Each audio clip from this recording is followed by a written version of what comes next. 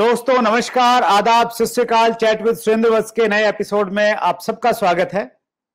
पिछले दिनों हमारे मेहमान थे डॉक्टर कमलकांत वशिष्ठ, जो सुलून यूनिवर्सिटी में डायरेक्टर ई लर्निंग है, एसोसिएट प्रोफेसर हैं और जिन्होंने डायरेक्ट सेलिंग के ऊपर में पीएचडी की है। उन सब ने बहुत सारी बातें की, उनकी बैकग्राउंड के बारे में जाना। पिछले इंटरव्यू में हमने जाना कि उन्होंने पीएचडी के लिए डायरेक्ट सेलिंग ही क्यों चुना और पीएचडी करते समय क्या क्या चुनौतियां आई उनके सामने। और हमने एक बहुत महत्वपूर्ण पहलू पे बातचीत की कि सही डायरेक्ट सेलिंग कंपनी चुनने के लिए क्या क्या फैक्टर्स होने चाहिए। सो वो इंटरव्यू अगर आपने अब तक नहीं देखा है तो आप प्लेलिस्ट में जाइए और उस इंटरव्यू को आप जरूर देखिए। आज हम लोग दोबारा से हमारे साथ में डॉक्टर कमलकांत वशिष्ठ हैं और आज हम वार्तालाप को आगे बढ़ा रहे हैं और हम लोग बहुत रोमांचित हैं डॉक्टर साहब का एक बार दोबारा स्वागत करने के लिए। डॉक्टर साहब, आपका आपके अपने चैनल पे एक बार फिर स्वागत है। धन्यवाद सर, बहुत बहुत धन्यवाद आपका। और जिस प्रकार से हमने पिछले इंटरव्यू में बातचीत की कि हम लोग मिलकर इस इंडस्ट्री को आगे बढ़ाएंगे, कम्युनिटी को हम लोग आगे लेके जाएंगे, सो हम लोग उसी समय से बहुत रोमांचित हैं। और पिछली बातों से ही मैं आगे एज इट इज उसको स्टार्ट करता हूं। लास्ट में हमने प्रश्न किया था, हमने आपसे जाने थे कि डायरेक्ट सेलिंग कंपनी का अगर चुनाव करना है, चेक करना है मैं सही कंपनी में हूं या नहीं हूं, तो उसके फैक्टर्स क्या हो सकते हैं।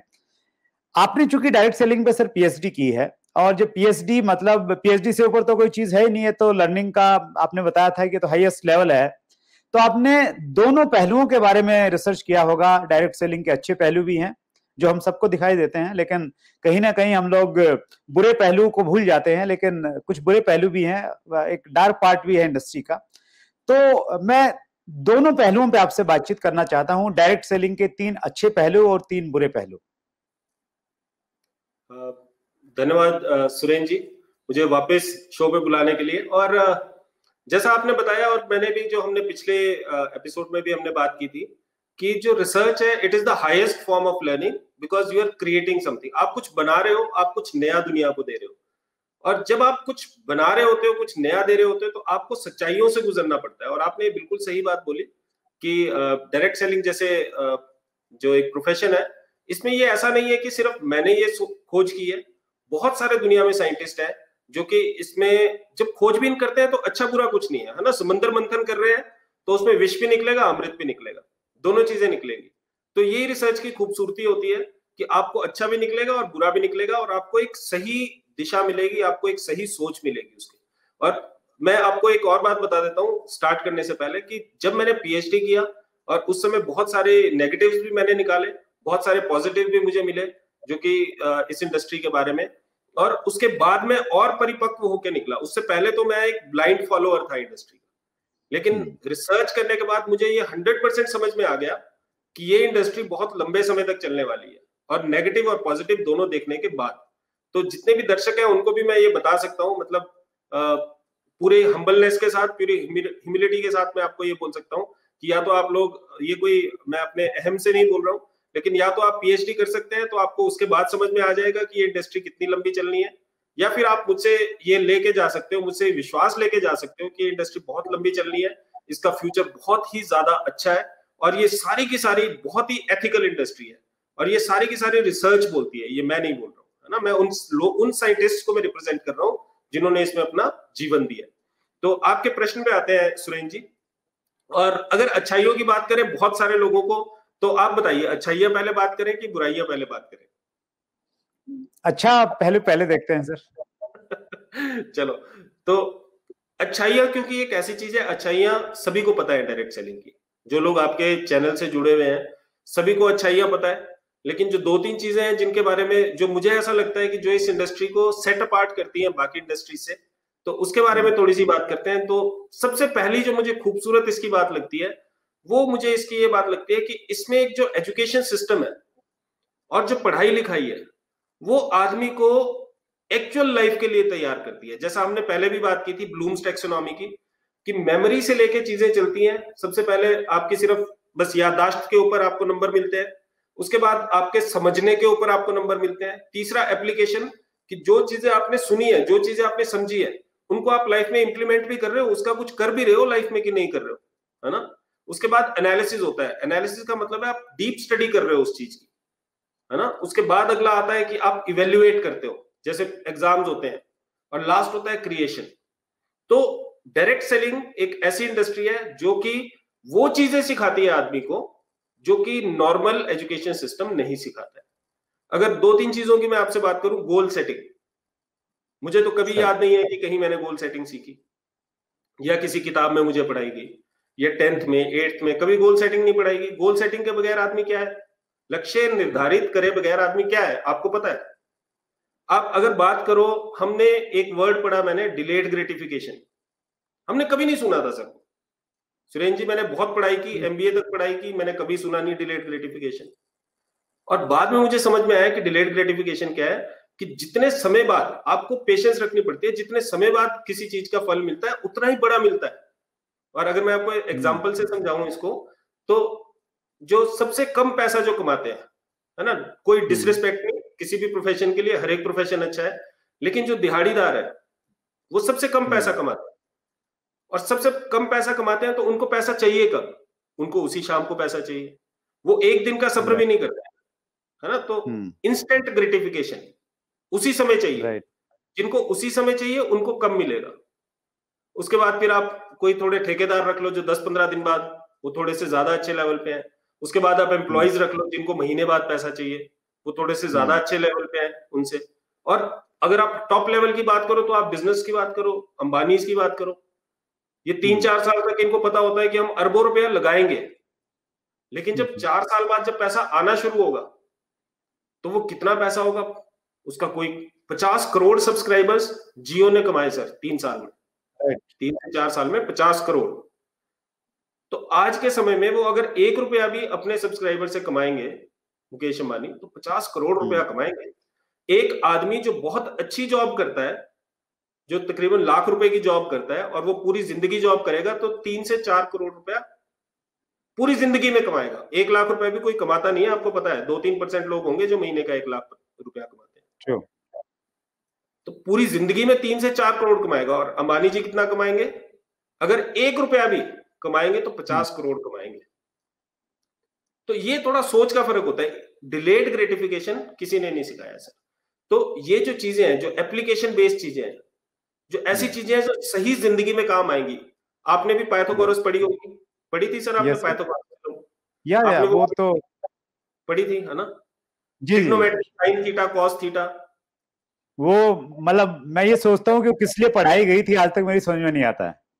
हाँ, तो वही मैं बता रहा हूँ कि हमें वो चीजें पढ़ाई जाती हैं जिनका जिंदगी में इंप्लीमेंटेशन है। इसलिए मैं डायरेक्ट सेलिंग को अच्छा मानता हूँ, क्योंकि इनका जो एजुकेशन सिस्टम है वो आदमी को स्किल डेवलपमेंट करता है, उसको वो चीजें सिखाता है जो उसकी जिंदगी में काम आएंगी।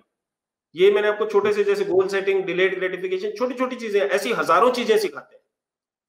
और इसको डॉक्टर साहब बहुत बखूबी रॉबर्ट टी कियोसाकी ने जो एक बुक लिखी है बिजनेस स्कूल, तो उसमें उन्होंने ये बताया है कि इस इंडस्ट्री को, डायरेक्ट सेलिंग को इसलिए ज्वाइन करना चाहिए क्योंकि इसमें आपको 8 छुपे हुए फायदे मिलते हैं। 8 कैसे होंगे? ऐसे होंगे। 8 फायदों की वो बातचीत करते हैं, और वो ये कहते हैं कि सबसे पहली जो फायदा वो बताते हैं कि यूनिक एजुकेशन, मतलब एक ऐसी एजुकेशन जो आपको किसी स्कूल और किसी विश्वविद्यालय में नहीं मिली होगी, वो एजुकेशन आपको मिलती है। और रॉबर्ट टी कियोसाकी की बात पे आपने मोहर लगाई। और जैसे आपने ट्रिग्नोमेट्री की बातचीत की सर, ऐसी बहुत सारी चीजें मैं अगर देखता हूँ मैट्रिक से पहले की चीजें, मतलब समझ में नहीं आता क्यों पढ़ाई गई। और कुछ व्यवहारिक चीजें, अगर जो व्यवहारिक चीजें जो हमारे काम में आने वाली चीजें थी, वो अगर समझाई जाती तो मुझे लग रहा है कि बहुत सारा फायदा उसका होता। बेहतरीन चीज आपने बताई सर, प्लीज कैरी ऑन। दूसरा, अगर मैं आपको फायदे की बात बताऊं जो मुझे अच्छा लगता है डायरेक्ट सेलिंग के अंदर, वो इसका एक यूनिक फीचर है जिसको हम बोलते हैं इंक्लूसिव ग्रोथ। बहुत सारी इंडस्ट्रीज हैं। अगर हम मुकेश अंबानी जियो की भी बात करें, जियो में उन्होंने कितना जबरदस्त बिजनेस किया, लेकिन आज कहां, मतलब जियो में कितने लोग हैं जो कि सक्सेसफुल है, या जियो में कितने लोग ऐसे हैं जो अपने सपनों की जिंदगी जी रहे हैं, जो अपनी ड्रीम लाइफ जी रहे हैं, जो एक लग्जूरियस लाइफ जिन्होंने अचीव की है। तो सिर्फ वो जो टॉप के 3-4 लोग होते हैं, उसके अलावा कोई नहीं है ना। तो एक्सक्लूसिव ग्रोथ है। लेकिन नेटवर्क मार्केटिंग, डायरेक्ट सेलिंग के अंदर इंक्लूसिव ग्रोथ है कि एक व्यक्ति अगर ग्रो करेगा तो उसे दूसरे लोगों को ग्रो करवाना पड़ेगा। जब तक वो दूसरे लोगों को ग्रो नहीं करवाएगा, वो खुद नहीं ग्रो करेगा। तो आपको लोगों को साथ लेके चलना पड़ता है। एक व्यक्ति के छोटा सपना पूरा होगा तो आपका बड़ा सपना पूरा होगा, और अगर उसका बड़ा सपना पूरा होगा तो आपका उससे बड़ा सपना पूरा होगा। तो अगर आपने अपने सपने पूरे करने हैं तो आपको दूसरों के सपने पूरे करने पड़ेंगे। So it is such a beautiful thing about network marketing. एक विन विन सिचुएशन है। किसी भी बिजनेस में आपको ऐसे लोग नहीं मिलेंगे जो दूसरे को बोले कि भाई तू मेरी जगह पे आ या तू मुझसे ऊपर बढ़। डायरेक्ट सेलिंग में ऐसे लोग मिलते हैं कि हाँ भाई आप मुझसे तो क्या, मुझसे भी अच्छा कर सकते हो, क्योंकि विन विन सिचुएशन है। उसके ऊपर बढ़ने से आपका नुकसान नहीं है, आपका फायदा है। तो इंक्लूसिव ग्रोथ एक बड़ी अच्छी चीज है। दूसरा, और जो थर्ड फैक्टर मुझे इसमें बहुत अच्छा लगता है, वो मुझे ये लगता है कि development of an entrepreneurial mindset. Okay. क्योंकि ये जो एंटरप्रेन्योरशिप है ये एक माइंडसेट है सर। मतलब इसमें कभी ऐसा नहीं है कि, आपने देखा होगा बड़े बड़े एग्जांपल हमने देखे हैं, ऐसा नहीं है कि जिसके पास ज्यादा पैसा है वो बड़ा एंटरप्रेन्योर बनता है, या जिसके पास बड़ा बिजनेस बैकग्राउंड है। कुछ नहीं चाहिए इसके लिए, एक माइंडसेट चाहिए। लेकिन माइंडसेट है नहीं। और जो रॉबर्ट कियोसाकी की आप बात कर रहे हो, तो मैं बहुत उनको रिगार्ड करता हूं, and he is one guy who has changed my paradigm. इन्होंने मेरी सोच बदली है। सारी मैंने इनकी बुक्स पढ़ी हैं, रिच डैड पुअर डैड से लेके, वो तो शायद शुरुआत की बुक्स थी जो मैंने पढ़ी थी 2002 में, और जबरदस्त ऑथर है। तो ऐसे एंटरप्रेन्योरल माइंडसेट किसी को भी आप रिच डैड पुअर डैड दे दो तो उसको समझ में आता है कि यार मेरा रिमोट तो किसी और के हाथ में है। और हमारा, फिर मैं एजुकेशन सिस्टम पे आता हूं क्योंकि एजुकेशन सिस्टम से बिलोंग करता हूं। वी आर नॉट प्रिपेयरिंग और we are not teaching, we are not upbringing entrepreneurs. हम जॉब क्रिएटर नहीं अपब्रिंग कर रहे हैं, हम जॉब सीकर्स क्रिएट कर रहे हैं। बड़े बड़े जो बहुत अच्छे टैलेंट के बच्चे आते हैं, मैं आपको बताता हूँ, हमारे पास यहाँ हमारा जो एमबीए कॉलेज है, it is rank number 65 in entire India, और सिर्फ 10 साल हुए हैं तो उसके लिए बहुत बड़ी उपलब्धि है। और बहुत अच्छे बच्चे हैं हमारे पास। लेकिन आते हैं, उनका सबसे पहला जो फोकस होता है वो उनका फोकस होता है कि कैसे एक अच्छी जॉब हासिल की जाए। उसके आगे उनकी सोच नहीं है।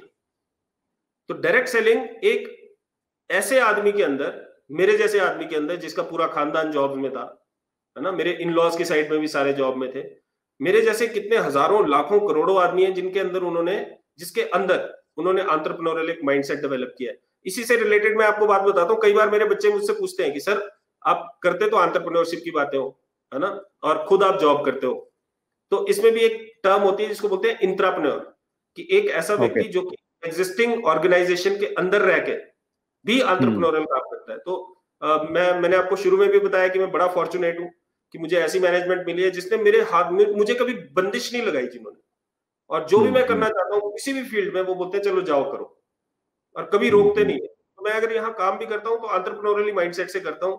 डायरेक्ट सेलिंग वेंचर साथ में चलाता हूँ, कभी मैनेजमेंट रोकती नहीं है कि भाई आप मत करो उसको। तो बहुत सपोर्टिव है, और हमारा भी एक बहुत अच्छा कॉम्बिनेशन है अपनी यूनिवर्सिटी के साथ। तो ये जो 3 चीजें हैं मुझे बहुत अच्छी लगती हैं, इंक्लूसिव ग्रोथ, एक entrepreneurial mindset, development of entrepreneurial mindset, और जो एजुकेशन सिस्टम है which is like the real education system which takes you to the higher levels of Bloom's taxonomy। तो ये अच्छी चीजें हैं। That's great sir. और ये जो इंडस्ट्री है सर, मुझे जो सबसे ज्यादा रोमांचित करती है इसकी बात, वो ये करती है कि यहाँ पे कोई व्यक्ति तय नहीं करता है कि आप कैसा जीवन जिएंगे और स्पेशली कितने महीना आप कमा सकते हैं, वो आपको तय करना है कि, और आपने बोला ना वो एक माइंडसेट वाली बात है, आपको लगता है आप 5,000 रुपये महीना कमा सकते हैं तो 5,000 ही कमाएंगे। जिस दिन आपको लगने लग गया कि नहीं 50,000 कमाया जा सकता, आप 50,000 रुपये पहुंच जाएंगे। जिस दिन लगे आप 5 लाख तो 5 लाख, जिस दिन लगे आप 50 लाख महीने की तो 50 लाख। तो ये और कहीं संभव नहीं है। बहुत सारे ऐसे फील्ड हैं, स्पेशली जॉब में आप जाएं, आप जिस सीनियर लेवल पे हैं, लेकिन आप नहीं तय करते कि आपको क्या मिलेगा, कोई दूसरा व्यक्ति तय करता है कि आपको क्या मिलेगा। और ये बहुत खूबसूरत पार्ट है इस इंडस्ट्री का। लेकिन जो आपने माइंडसेट की बातचीत की सर, बच्चे आते हैं, मुझे अच्छे से याद है, मेरे जो फादर इन लॉ थे, अभी नहीं है वो इस दुनिया में, वो टीचर थे, और टीचर से वो रिटायर हुए थे। और मेरी जो, और शायद उन्होंने शादी के टाइम पे यही देखा था कि भाई ये पढ़ा लिखा है और प्राइवेट स्कूल में जॉब कर रहा है, टीचर है, तो लड़की मेरी खुश रहेगी, तो शायद इसलिए उन्होंने रिश्ता भी किया होगा उस समय। और बाद में मैं बिजनेस में आ गया, और बिजनेस में आने के बाद में मैं डायरेक्ट सेलिंग में जुड़ गया 2001 में। तो वो मेरे पास इनकम है, सब कुछ अच्छा, सब कुछ मिल गया मुझे। लेकिन वो पिछले कुछ दिनों तक भी, जब भी कोई गवर्नमेंट में जॉब निकलती, टीचर की कोई वैकेंसी निकलती, लेक्चरर की कोई वैकेंसी निकलती, तो वो बगैर पूछे रजिस्टर्ड पोस्ट से फॉर्म और उसकी सारी डिटेल्स मेरे पास में भेज देते। तो मैं बोलता कि मैं इतने लाख रुपए महीना कमा रहा हूँ तो अब इसकी जरूरत नहीं है। बोले नहीं नहीं बेटा, फिर भी है ना, सरकारी नौकरी की कोई मतलब उसका कोई सब्स्टिट्यूट नहीं है, उससे बढ़िया कुछ नहीं हो सकता, तुम फॉर्म तो भर ही दो ना, फॉर्म भरने में क्या लगता है तुम्हारा। तो वो बिल्कुल मतलब पिछले 4-5 साल पहले तक भी वो मुझे वो भेजते रहे हैं। और मेरे मामा जी हैं, वो हमेशा ये कहते हैं, मतलब इतना सब कुछ उसकी उनकी आंखों के सामने है, लेकिन वो कहते हैं कि यार इनका कोई भरोसा नहीं है, पता नहीं कब क्या हो जाए, तू है ना एक फैक्ट्री डाल ले बढ़िया सी, पैसा तो तेरे पास आ ही गया ना, तो एक फैक्ट्री डाल। कोई कोई दूसरी चीज बताता है तो वो सही है, लेकिन आप जैसे जो लोग हैं सर, जिन्होंने एकेडमिक में आके एक बड़ा काम किया, पीएचडी किया और लोगों को ये बताया कि इसको अब यूनिवर्सिटीज भी रिकॉग्नाइज करने लग गई हैं डायरेक्ट सेलिंग को, वो बेहतरीन है। और आपने बहुत अच्छी बातें बताई सर, और अच्छी बातें सभी लोग बताते हैं जो डायरेक्ट सेलिंग के दिग्गज लीडर आते हैं।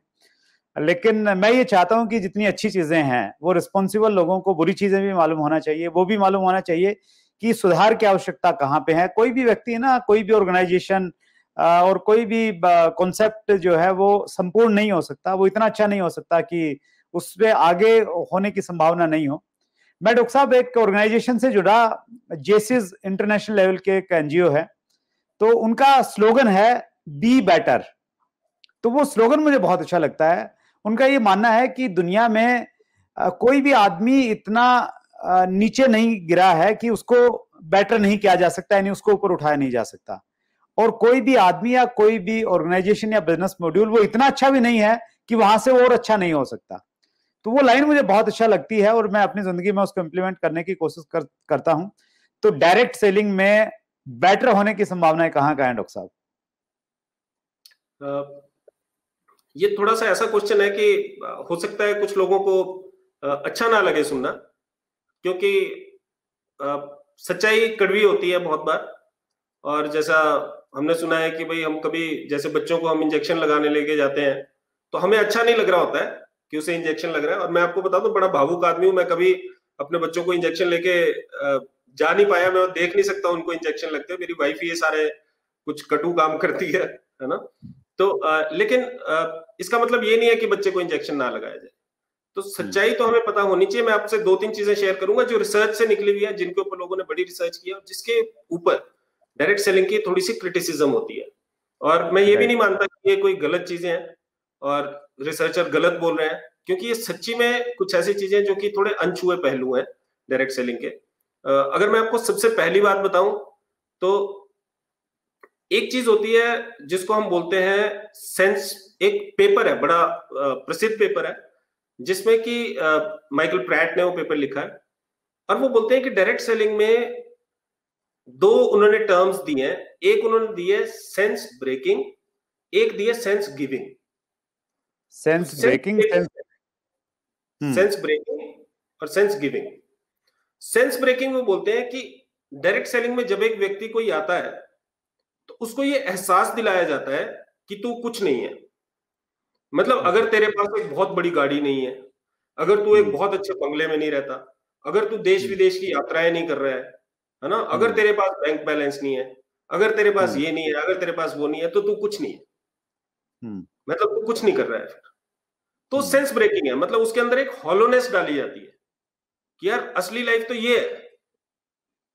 और उसके बाद फिर एक सेंस गिविंग होती है। सेंस गिविंग क्या बोलती है? सेंस गिविंग बोलती है कि ये जो चीजें हैं ये तो कहीं और से नहीं पा सकता, ये तो सिर्फ डायरेक्ट सेलिंग से पा सकता है। समझ रहे हैं आप बात? तो ये जो चीजें होती हैं ये कहीं ना कहीं एक आदमी को, कई बार क्या होता है कि एक जो हर एक आदमी की काबिलियत अलग है, आप जानते हैं, है ना।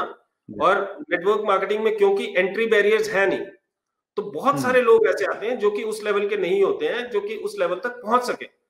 जो आपकी काबिलियत है सर, वो आपकी 100%, जो भी आपकी कामयाबी है वो आपकी काबिलियत पे निर्भर करती है कि आप किस हिसाब से आपका सोच है, किस हिसाब से आपका वैल्यू सिस्टम है, किस हिसाब से आपके संस्कार है, और अगर किस हिसाब से आपके वर्क एथिक्स है।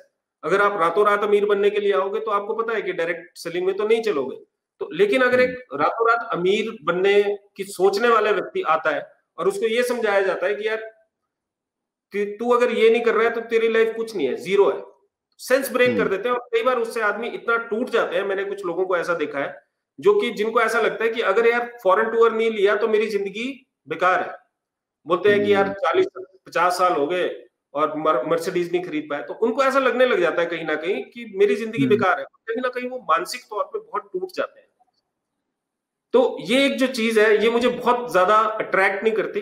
एक ड्रीम्स, एक जो होता है ना, जो आप ड्रीम बिल्डिंग है, वो एक्सरसाइज अलग है, पर किसी व्यक्ति को ये बताना कि यार तू कुछ भी नहीं है, वो गलत है। तो कहीं ना कहीं इसके एक पतली सी लाइन है जिसको कि हमें क्लियर करना पड़ेगा। तो इस सेंस ब्रेकिंग, सेंस गिविंग वाली जो चीजें हैं, तो आदमी को हमें ये बताना चाहिए कि यार डायरेक्ट सेलिंग एक बहुत अच्छा जरिया है अपनी ड्रीम्स को अचीव करने का, लेकिन ऐसा नहीं है कि डायरेक्ट सेलिंग के अलावा कुछ नहीं है दुनिया में, है ना। मैं एकेडमिक्स में आया हूं, मैं आपको सच बात बताता हूँ, एकेडमिक्स को मैं बहुत एंजॉय करता हूँ, मुझे अपनी लाइफ का पर्पस मिलता है यहाँ पर, है ना। मैं पैसा भी बहुत अच्छा कमाता हूँ, सब कुछ अच्छा कमाता हूँ, बहुत अच्छी लाइफ लीड करता हूँ, हैप्पी लाइफ लीड करता हूँ, बहुत अच्छी क्लोजली निट फैमिली है, बहुत सारे रिश्तेदार हैं जो इज्जत करते हैं और जिनकी हम भी इज्जत करते हैं, है ना। तो ऐसा नहीं है कि भाई डायरेक्ट सेलिंग के अलावा जिंदगी जीरो है ना। बहुत सारी चीजें, आप डायरेक्ट सेलिंग में आइए, डायरेक्ट सेलिंग एक बहुत अच्छी इंडस्ट्री है, इसमें अगर आप ग्रो करेंगे तो नथिंग लाइक इट, उससे अच्छा कुछ भी नहीं है, लेकिन इसके बगैर लाइफ जीरो नहीं है ना, इसके बाहर भी दुनिया है, ऐसा नहीं है। तो पहली बात। दूसरी बात, इसी से मिलती जुलती, मैं इसमें एक ऐड करना चाहूंगा एक चीज प्लीज, माफी चाहता हूँ बीच में रोकने के लिए। हमने पिछले दिनों हर्षवर्धन जैन साहब को बुलाया था और उन्होंने बड़ी अच्छी बात बोली। पिछले इंटरव्यू में आपने भी 2011-12 का जो टफ टाइम था डायरेक्ट सेलिंग का, उसके बारे में बात किया था। तो हर्षवर्धन जैन जी ने बोला कि जो वो टाइम था उस समय जो डायरेक्ट सेलिंग के जो लीडर्स थे वो इतने गुमान में आ गए थे कि उनको और कोई दिखता ही नहीं था, उनको ये लगता था बस हम ही हैं। वो किसी चीज को कदर नहीं करते थे, किसी दुकानदार को कदर नहीं करते थे, किसी गवर्नमेंट ऑफिसर्स की कदर नहीं करते थे। जो वो अहंकार था, वो अहंकार भी एक बड़ा कारण बना कहीं ना कहीं लोगों का प्रोस्पेक्टिव चेंज हुआ डायरेक्ट सेलिंग के लिए। और आज आपने उस बात पे जो मोहर लगाई है रिसर्च करने के बाद में, तो वो और पुख्ता हो जाती है। और हमें सभी डायरेक्ट सेलर्स को, जो डायरेक्ट सेलिंग कम्युनिटी हमारे साथ में जुड़ी हुई है, आप डायरेक्ट सेलिंग के फायदे बता सकते हैं, लेकिन आप किसी भी व्यक्ति को गिरा के, उसको नीचा दिखा के आप अपने साथ में शायद एसोसिएटेड नहीं कर सकते हैं। तो उस चीज की, उन मर्यादाओं का हमें ध्यान रखना पड़ेगा। Thank you so much doctor साहब for adding this valuable point in our journey. चलो, बहुत बहुत इससे आगे आपने बहुत बढ़िया बात की, और हर्षवर्धन जैन साहब को मैं खूब रिगार्ड करता हूँ, he is a man of wisdom. और जैसा हमारी फोन पे भी जब एक बार बात हुई थी, मैंने आपको बताया था कि जो अपना ग्रुप है उसमें 2 ही लोगों को मैं थोड़ा ज्यादा रिकमेंड करता हूँ, एक आपको, क्योंकि आप लोग इंडस्ट्री की बात करते हैं, है ना। और जो आपने बात बोली वही बिल्कुल सही है, उससे मिलता जुलता जो दूसरा नेगेटिव पॉइंट मुझे लगता है इंडस्ट्री का, वो है जिसको हम बोलते हैं कल्ट बिहेवियर। और बहुत सारे पेपर्स में, बहुत सारे रिसर्च पेपर्स में इसके बारे में बात की। कल्ट बिहेवियर, कल्ट क्या होता है? कल्ट होता है एक semi religious kind of organisation. जैसे बहुत सारी ऑर्गेनाइजेशंस है, बहुत सारे ऑर्गेनाइजेशंस के जो लीडर्स थे वो अरेस्ट भी हुए, बाबा टाइप लोग, आपने सुना होगा, मैं नाम नहीं लूंगा किसी का भी। लेकिन जो इस तरीके के गुट होते हैं, समुदाय होते हैं, ये कल्ट क्या होता है? कल्ट ये होता है कि एक ऐसा समुदाय जो अपने आप को अलग थलग कर लेता है, सबसे अलग थलग कर लेता है, और उनकी दुनिया उसी के अंदर रह जाती है, वो उसके अलावा किसी चीज को वो कुछ समझते नहीं है। और उनको ऐसा लगता है कि भाई अगर ये व्यक्ति इस विशेष समुदाय से नहीं जुड़ा हुआ है तो ये व्यक्ति, इसको कुछ नहीं पता है जिंदगी का। और दूसरी बात, अगर कोई व्यक्ति उस विशेष समुदाय से जुड़ा होता है और वो उसको छोड़ देता है, तो उनके लिए वो व्यक्ति मतलब ऐसा है कि उसको देश निकाला टाइप हो जाता है। तो उनके लिए फिर वो बोलते हैं जी मेरे लिए तू मर गया, इस टाइप की बात हो जाती है। तो वैसे ही डायरेक्ट सेलिंग के अंदर भी एक कल्ट बिहेवियर है सर, इसके ऊपर बहुत सारी रिसर्च हुई है और ये सच्ची बातें हैं। मतलब आप ऐसा देखोगे, एक व्यक्ति किसी विशेष कंपनी के साथ जुड़ता है तो वो दूसरी कंपनी की बुराई करने लग जाता है। डायरेक्ट सेलिंग की एक इतनी नेगेटिव ये पहलू है कि अगर डायरेक्ट सेलिंग को वो स्थान नहीं मिला आज जो उसको मिलना चाहिए था, तो उसका सबसे बड़ा जो जिम्मेवार है वो डायरेक्ट सेलिंग इंडस्ट्री खुद है। True. आप किसी भी और इंडस्ट्री में देखो, कोई भी इंडस्ट्री आपको ये नहीं बताएगी, नाइकी वाला ये नहीं बोलेगा कि भाई एडिडास के जूते में ये कमी है, एडिडास वाला ये नहीं बोलेगा नाइकी में ये कमी है। हमारी इंडस्ट्री में सब दूसरे की कमियां लगाने में उनको ये लगता है कि अगर मैं किसी तरह से ये प्रूव कर सका कि फलां कंपनी में ये कमी है तो दूसरा व्यक्ति मेरी तरफ आकर्षित हो जाएगा, है ना। तो मैं हमेशा ये बोलता हूं कि you can never win appreciation by criticising others. To win appreciation, you have to appreciate others. और अगर आप अप्रिशिएट करते हो तो वो कहीं ना कहीं से उस तक पहुंच जाती है बात, है ना? वो कहीं ना कहीं से भगवान के जरिए से एनर्जी फील्ड है, कहीं ना कहीं से उस तक पहुंच जाएगी और वो भी कहीं आपको अप्रिशिएट करेगा। लेकिन अगर आप उसको क्रिटिसाइज करेंगे तो आप कहीं से भी ना अपने लिए फायदा कर रहे हो, ना किसी कंपनी के लिए फायदा कर रहे हो, ना इंडस्ट्री के लिए फायदा कर रहे हो। कल्ट बिहेवियर मैंने ऐसा देखा है और मैं इसका पार्ट रहा हूं। एक समय पे जिस समय पे मैं पुरानी कंपनी के साथ एसोसिएटेड था, वहां से 2 बड़े लीडर्स थे जो कि उस कंपनी को छोड़ के चले गए। और जब वो लीडर्स गए तो उनके मेरे पास सीडीज थी, कैसेट्स थी, उनकी बुक्स थी लिखी हुई। तो मुझे अभी तक याद है कि मेरे पास तकरीबन 26 मेरे ख्याल उनकी सीडीज थी और कैसेट्स थी। वो सारी की सारी मैंने डस्टबिन में फेंकी।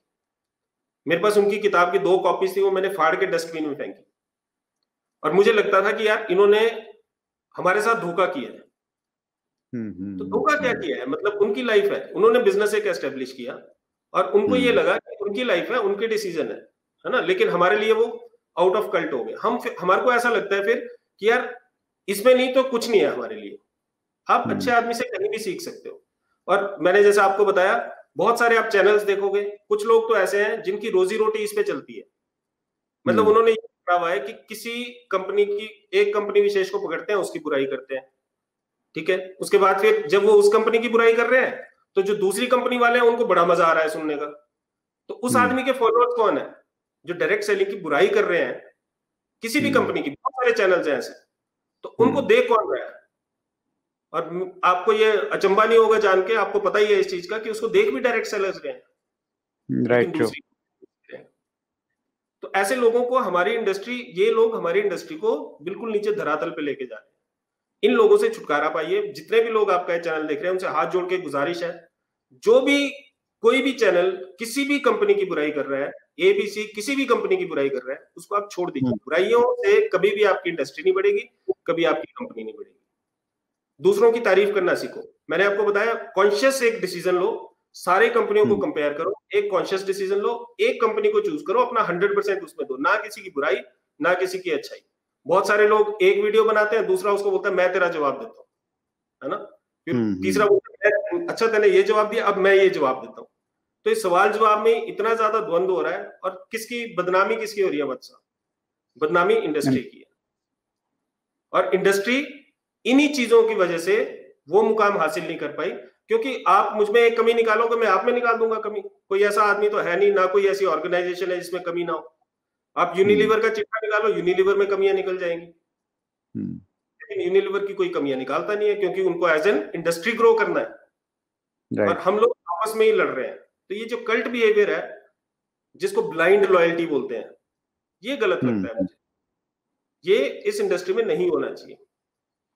मैं इसमें ऐड करना चाहूंगा सर, ये एक बहुत बड़ी प्रॉब्लम है जो आपने नाइक और एडिडास के एग्जांपल से बेहतरीन तरीके से उसको समझाया है।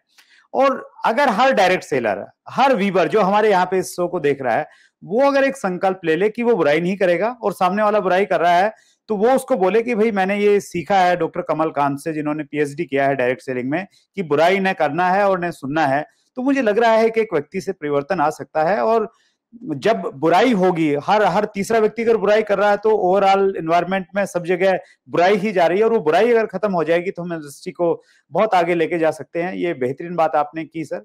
और कुछ लोगों का सर ये बिजनेस हो सकता है कि वो किसी को बुराई करें, वो उनको मालूम है कि इस इंडस्ट्री का फायदा नहीं होगा, लेकिन शायद उनका फायदा हो रहा है, वो इसलिए कर रहे हैं। लेकिन हमें उस चीज को ध्यान रखना पड़ेगा कि ऐसे लोगों के बारे में हम लोग लिखें, कमेंट में जाके लिखें कि ये सही तरीका नहीं है, ये सही वे नहीं है। और आपने उस पर मोहर लगा दी sir, thank you so much. तीसरा बिंदु ऐसा सर जो आपको लगता है कि हमें सुधारना चाहिए? तीसरी मुझे जो चीज लगती है सर, वो है, मैंने आपसे बात की थी इंक्लूसिव ग्रोथ की। और तीसरी जो चीज है वो थोड़ी मिलती जुलती है, वो है एक्सक्लूसिव एजुकेशन। आपने भी सुना होगा, मैंने भी ये सुना है। मेरे दादी जी थे, मैं अब तो नहीं है, लेकिन मेरी दादी जी को मैं, जितने भी मुझे आज तक लोग दुनिया में मिले हैं जिनसे मैं रूबरू हुआ हूँ, फेस टू फेस मिला हूं, तो उनमें से मुझे सबसे ज्यादा विजडम वाली लेडी लगती थी, जिनका मतलब अनएजुकेटेड थे, इलिटरेट थे, लेकिन एजुकेटेड थे, है ना? मतलब बहुत विजडम था। तो जो वो मेरी दादी जी थे, वो मुझे बोलते थे कि बेटा, पहाड़ी में बोलते थे, बांडिनो कदी नहीं घटदा, कि बांट के कभी घटता नहीं है। मतलब जो चीजें हम शेयर करेंगे वो कभी कम नहीं होंगी आप। और उन्हीं में से एक चीज होती है नॉलेज। अगर आपको खुशी चाहिए, और हम यही बोलते हैं कि जो भी चीज आपको चाहिए उसको बांट दो। आपको खुशी चाहिए, खुशियां बांटो, आपको वापस मिलेंगी, है ना। आपको पैसा चाहिए, पैसा बांटो, लेकिन वर्थवाइल कॉजों पे पैसा बांटो, वर्थवाइल कॉजेज के ऊपर पैसा खर्च करोगे, आपको कई गुना वापस होके आएगा, है ना। वैसे ही एक चीज है नॉलेज। जितनी नॉलेज आप शेयर करोगे उतनी नॉलेज आपके साथ आएगी, उतनी नॉलेज आपके पास आएगी। लेकिन नेटवर्क मार्केटिंग में हमने अमूमन ये देखा है कि लोग अपनी नॉलेज को मुट्ठी में कैद करके रखते हैं। We call it exclusive education. Exclusive education, उनको ये लगता है कि यार जिस तरीके से मैं सक्सेसफुल हुआ हूं, ये तरीका मेरे ग्रुप के अलावा कहीं तीसरी जगह नहीं जाना चाहिए। Right right. अब मैं आपको ना इसका एक एग्जांपल देता हूं। बड़े बड़े नाम है इंडस्ट्री के, और मैं नाम ले रहा हूं, मतलब के लिए माफी भी चाहता हूं, लेकिन इस दुनिया में है भी नहीं अब वो लोग। और ऐसा भी है कि भाई मुझे ये लगता है कि इस एग्जांपल के साथ लोग थोड़ा ज्यादा समझ पाएंगे इस पॉइंट को। तो आपने जिम रॉन का नाम सुना होगा शायद। तो एक वो ट्रेनर रहे हैं, सेल्फ मोटिवेटर रहे हैं, सेल्फ हेल्प में उनका बहुत बड़ा नाम है। जितने भी बड़े बड़े लोग हैं, चाहे वो टोनी रॉबिन्स हो, चाहे लेस ब्राउन हो, चाहे जितने बड़े बड़े नाम है, सक्सेस मैगजीन है, जितने भी, वो सारे के सारे उनको अपना गुरु मानते हैं किसी ना किसी तरीके से। हमारे जितने भी लोग हैं, चाहे हर्षवर्धन जैन जी भी बात करते हैं, सोनू शर्मा जी बात करते हैं, जितने भी बड़े लीडर्स जब भी बात करते हैं तो जिम रॉन का जिक्र कहीं ना कहीं आता है, और उनको सारी दुनिया जानती है इसके लिए, है ना। तो उनका जो एक अच्छी बात उनकी ये थी कि उन्होंने अपनी जो एजुकेशन थी उसको कैद नहीं करके रखा। उनकी एजुकेशन फ्री अवेलेबल थी बहुत जगह, या भी होगा जैसे सब कल्चर होता है, लेकिन उनकी एजुकेशन फिर भी लोगों को मिली। और क्योंकि उनकी एजुकेशन सारी दुनिया में फैली, इसलिए आज दुनिया में जिम रॉन का नाम बहुत ही ज्यादा इज्जत से लिया जाता है।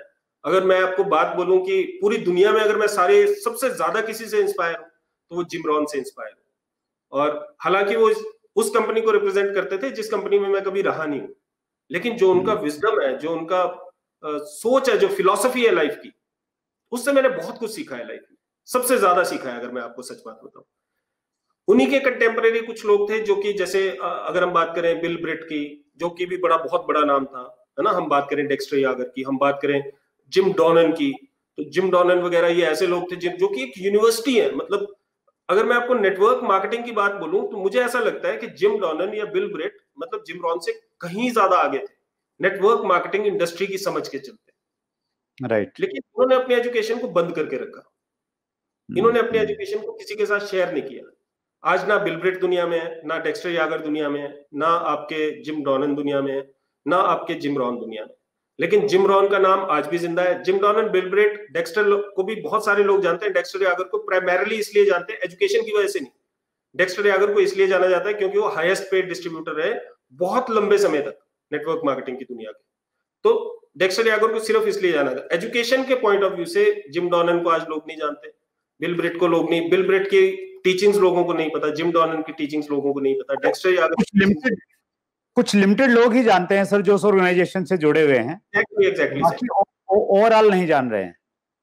तो ये आज के लीडर्स के साथ भी बहुत सारे लीडर्स ऐसे हैं, मैं फिर दोबारा मैं नाम नहीं लूंगा, लेकिन किसी एक चैनल पे एक वीडियो आ गया जिसमें कि काफी सारी पैनल डिस्कशन था और उसमें प्रोस्पेक्टिंग वगैरह के बारे में बहुत अच्छी बातें थी। तो मैंने फटाफट से वो अपने ग्रुप में शेयर किया, लेकिन आधे घंटे में वो वीडियो उतर गया, क्योंकि मतलब फिर वो ऐसा लगा कि यार ये चीजें जो हमारे सीक्रेट है वो किसी को पता ना लग जाए। तो ये जो मेंटेलिटी है, जो एक्सक्लूसिव एजुकेशन की मेंटेलिटी है, the world is about free education. दुनिया फ्री एजुकेशन की तरफ चल रही है सर। बड़ी बड़ी एकेडमीज हैं, मिलिंडा गेट्स फाउंडेशन है, फ्री एजुकेशन। हमने आजकल हमारे पास कोर्सेरा या एडेक्स, इन प्लेटफॉर्म्स पे आप जाओगे फ्री एजुकेशन है। आप जितना मर्जी सर्टिफिकेशन के लिए पैसा देना है, बाकी फ्रीली आपको फ्रीली अवेलेबल है एजुकेशन। बांटो एजुकेशन को, नॉलेज को शेयर करो, तब नॉलेज आपकी भी बढ़ेगी, आपकी खुद की भी बढ़ेगी, आपके अंदर ग्रोथ भी आएगी, आपके ग्रुप में भी ग्रोथ आएगी। मुट्ठी में बंद करके रखोगे, मतलब मुझे ये अपील नहीं करती है चीजें, हो सकता है कि लोगों को करती है। दैट्स ग्रेट, वंडरफुल सर, ये बेहतरीन चीज बताई। और स्पेशली हमारे इस चैनल का जो मकसद है सर वो यही है कि हम सब लोग अपनी कंपनियों के जो टॉप लीडर्स हैं, अपलाइन हैं, उनसे तो सीखते हैं, लेकिन यहाँ पे हम सभी कंपनियों के सक्सेसफुल लोगों को लेके आते हैं, ट्रेनर्स को लेके आते हैं, आप जैसे लोग जिन्होंने रिसर्च किया हुआ है पर्टिकुलर इंडस्ट्री पे, उनको लेके आते हैं। और मकसद वही है कि हम सबसे सीखें और उनको अपनी जिंदगी में, अपनी लाइफ में इंप्लीमेंट करके हम लोग आगे बढ़ाएं।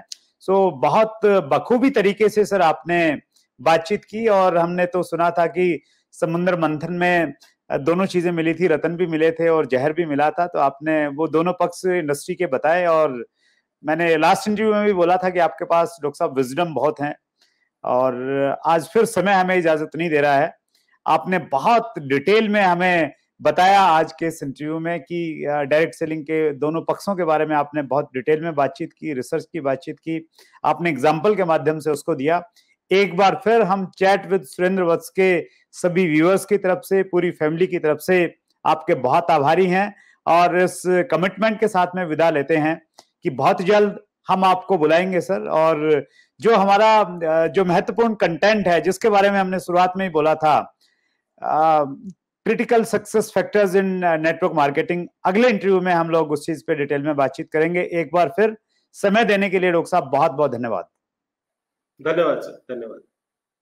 सो ये थे डॉक्टर कमलकांत वशिष्ठ, जिनके पास में डायरेक्ट सेलिंग का बहुत बड़ा तजुर्बा है, इतना अनुभव है, उनकी हर बात में एक एजुकेशन है, इतनी गहराई है कि उसको हम लोग बहुत कुछ सीख सकते हैं, उस पर एक किताब लिखी जा सकती है।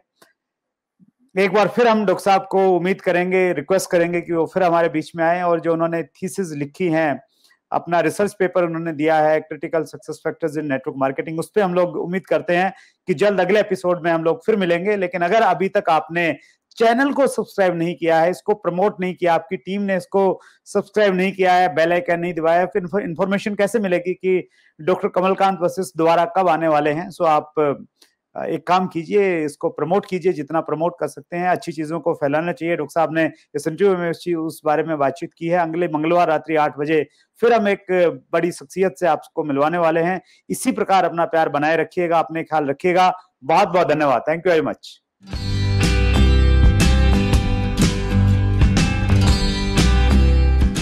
अगर आपने अभी तक chat with Surendra Vats channel को सब्सक्राइब नहीं किया है तो अभी सब्सक्राइब करें और बेल आइकन दबाना ना भूलें, जिससे आपको आने वाली सभी वीडियोस की अपडेट सबसे पहले मिले और हमारी किसी वीडियो को मिस ना करें।